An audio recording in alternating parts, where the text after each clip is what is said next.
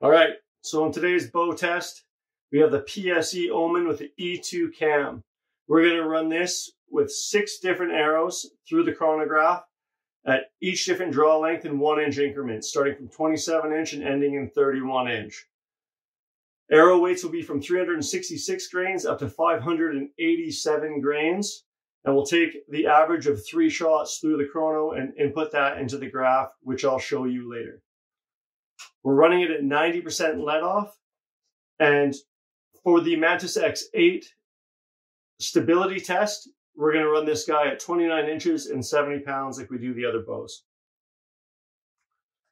It's going to be shot as you see it here. You can see the Mantis X8's already fired up because I already did the stability test. And I'll tell you what, if it's true, the more draw you hold, the more stable you are. I'd love to see this thing with a 60% let off mod. But honestly, this thing with a 90% mod and the brace height that it offers, I'm sure you're going to be impressed. Stay tuned. Okay, so for the letdown test on this bow, again, we're running it at 70 pounds and 29 inches of draw. And I'm just going to walk you through what that looks like. Use this guy.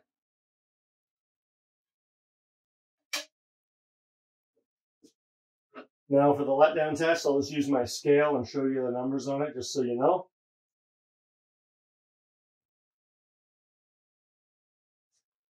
Okay. Draw is definitely stiff. Ooh, it's back there. There's that hump. Holds just so sweet. And then the letdown, I have to like try and let it down. Ooh, and then it just takes right off on you. So there you go, 69.9, 5.2 pounds of holding, which is ridiculously light. So in a hunting scenario, if you have to let the bow down like that, it's not great. It's just not great. However, holding that bow for a minute at full draw is pretty sweet. The only thing I'll say is if you're stacking up a bunch of weight and you have to hold it for a minute, just practice at home, see what it feels like. But for a letdown rating on this bow, I gotta give it a 7 out of 10. Definitely not designed to let down nice and easy. Some of us, it matters. Some of us, it doesn't. Of course, you heard the arrow bouncing around. There's a lot of things you can do to prevent that arrow from bouncing around. I did shoot a bow, the PSE Levitate, this last hunting season. I did have to let down once. I've got my little rubber pad on the front with my drop away, or with my limb driven, and I didn't have any issues. I didn't scare anything away. It was within 20 yards. So not a deal breaker, but do keep it in mind. The letdown on these things feels like it just wants to go. With that being noted though, when you're in the shot process, there's no creep. Some bows have a tendency to want to go. It doesn't have that. It really locks into that back wall and you can forget that you're holding it. You saw, I had to you almost have to push it to let it down. So that offers you a really comfortable, stable shooting platform on the back. So in some hunting scenarios, I would say if you had to let down in front of an animal for some reason, this one could surprise you.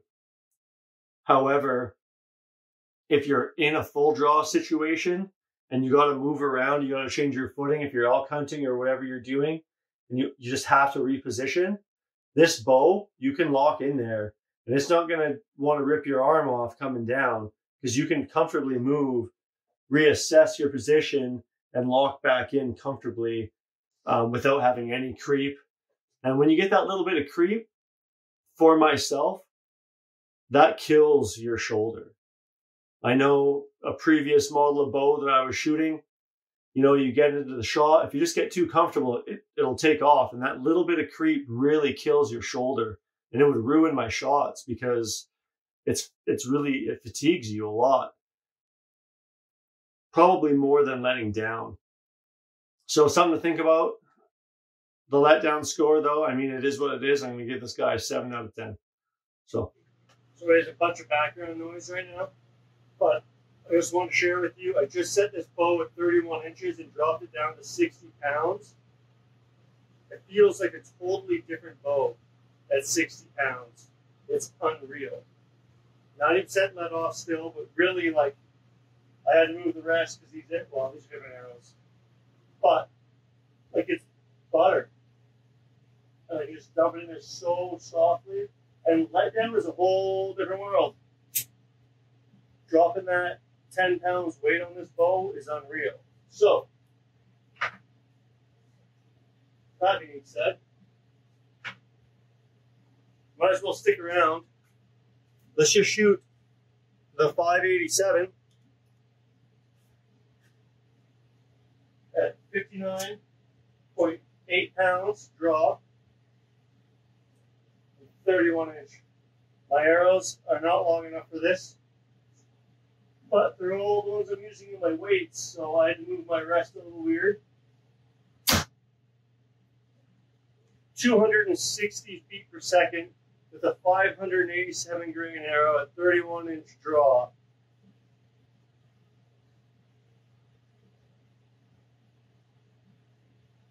This thing's a game changer. So after taking some time shooting the PSE Omen through the chronograph and gathering all this information, it dawned on me that there needs to be more to this. As far as letdown goes on a bow, letting a bow down is an important aspect of a hunting bow, or in any scenario.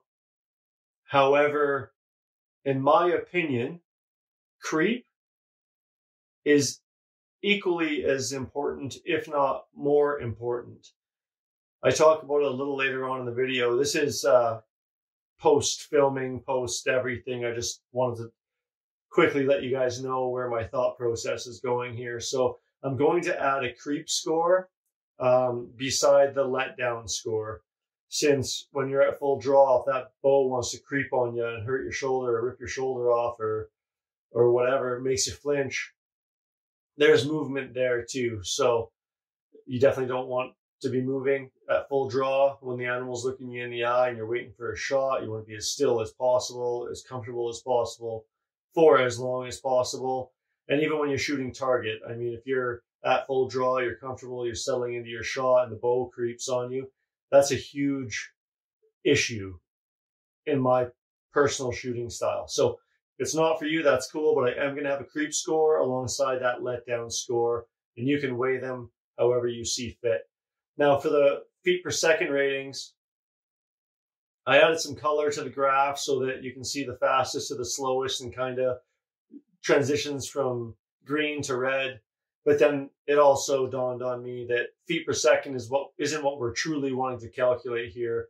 We really want to see the efficiency of these cams or these bows, especially the PSEs, how they're coming with the E2 or the S2 or the EC2 cam options now. A lot of guys are wondering where the efficiency lies, or if they should get an S2 cam at a 29-inch draw, or if they should get an E2 cam at a 29-inch draw on a specific platform. So what I'm going to do is I'm going to format up another chart or another graph that's going to let us know where the peak efficiency is at your particular draw length for that particular cam. And hopefully, as we go through this, we can start making some sense of what the best option is for you. So I'm going to leave it at that. That's going to be our end goal. I'm sure going into the future, as I continue to do these things, I'm going to have more and more thought process put into them. It takes a long time to shoot, so I got a lot of thinking to do about what I'm after, why I'm doing it, if it's worthwhile, if it's whatever the case might be. So my goal is to make this information as worthwhile as possible to my audience. We'll get there together one way or another. So enjoy the rest of the video. Thanks for checking it out. Hopefully it means something to you. Here is the foot per second chart. It's all pretty gradual, kind of exactly what you would expect to see.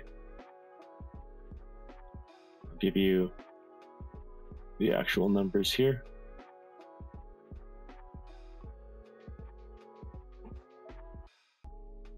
You can pause the video if you see fit. I can open this graph up. There we go.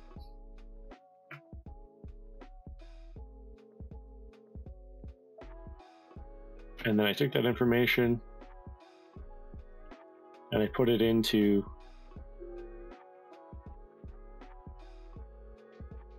a kinetic energy chart. Pretty linear, doesn't seem like one draw length is any better than another. I will say that the 31-inch draw, especially at 60 pounds, felt different than the others, but in 70-pound draw, it wasn't nearly as noticeable. So again, this is kinetic energy. I just took the data from the foot per second chart and translated it here.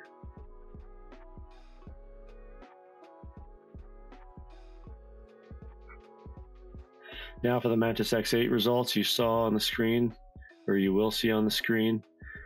Here's the numbers for it. So this scored a 93.8, which is currently our highest rated in the stability. The letdown score, I gave it a 7 out of 10. You guys saw in the video, and the addition of the creep score, giving it a 10 out of 10.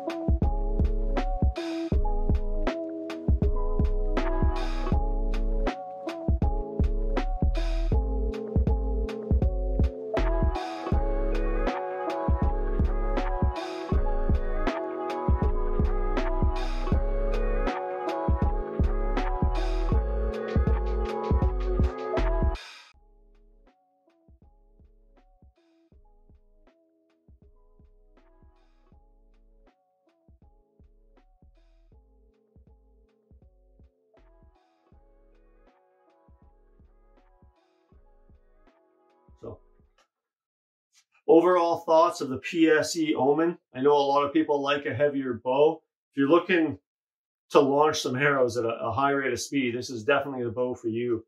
But I also think that bringing this bow down to that 60-pound mark and shooting it is a viable option to get your arrow speeds up. Just got to try it and see for yourself. There you have it, guys. There's my PSE Omen review. I appreciate you sticking around. Please consider liking and subscribing to see future content. It's going to help my channel big time.